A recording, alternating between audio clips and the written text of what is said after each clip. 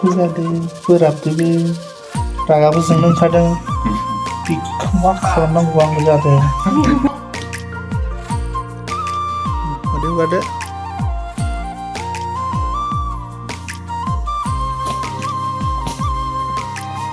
cut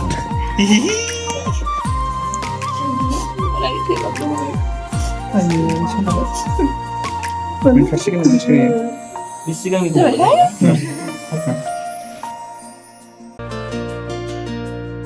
so finally जोंहा दिनैनि मोनानि इनडर शटआ लास्ट मोनसेल'सो सिनसै आरो अन्तिम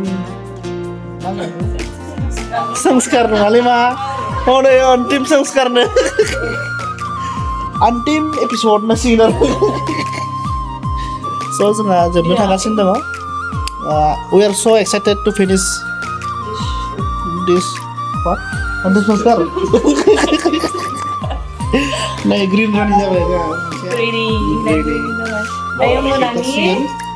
खोनायाखै टाइमा 10 जाबाय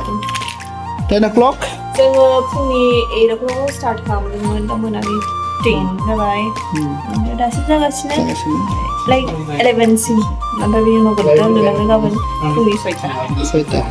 ओमफ्राय थाब फिनिश आप खालामनानै गाबोन एक्टरखौ ओरैबायदि डिस्टार्ब खालामबाय थानांगौ नोंनाथ' मोनसेल'सै गाबोन गाबोन मोनसेल' एक्सन फन फैबाय ओइ नोंना फिसाया जाबायलाय औ थाब फै मा नाम्बार फै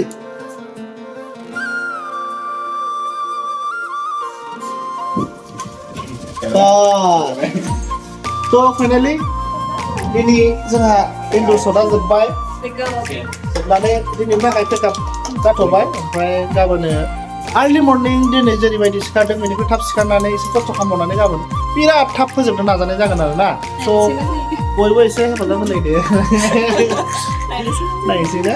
नोंहा टेनसना गैखाया नोंहा मोनसेल'खासै ना टेनसन गैला स' अके एभरिबडी bye bye see you tomorrow